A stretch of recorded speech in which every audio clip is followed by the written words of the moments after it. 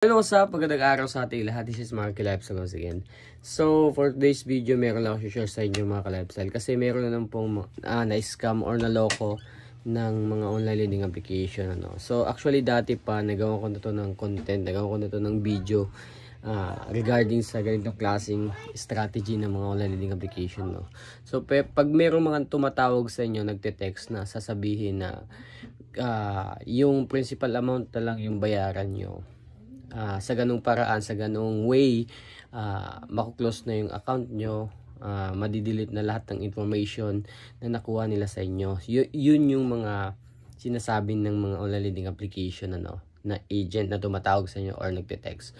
So, yun na nga mga ka-lifestyle, meron na naman po tayong isang solid subscriber ang nadali ng ganitong klaseng strategy, which is nagbayad siya ng principal amount na pinangakuan siyang mako-close na yung account niya sa ganoong amount. But ito na nga mga ka-lifestyle, nung nagbayad na siya ng principal amount, kasi ganito yan kukunin mo yung code, dun ka magbabayad sa GCash.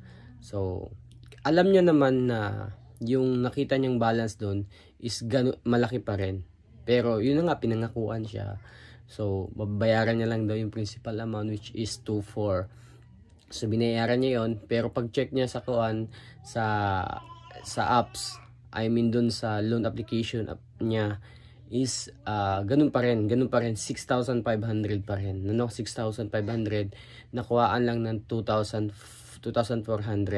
So ganun pa rin yung amount na kumbaga hindi nag-credit. So ang moral lesson doon mga ka-lifestyle, wag na wag po tayong padadala sa mga matatamis na salita ng mga agent, kasi most of lahat talaga ng mga ganitong klaseng strategy is hindi totoo, hindi talaga totoo, So gaya nga ng paulit-ulit kong sinasabi, kung makita nyo talaga yung balance nyo sa application na kinuha talaga lahat, yung interest, yung penalties, and then yung natira na lang is yung principal amount, yun po talaga yung chance na binago lahat ng system nila, na yun na lang yung tinira na lang is principal amount. Pero pag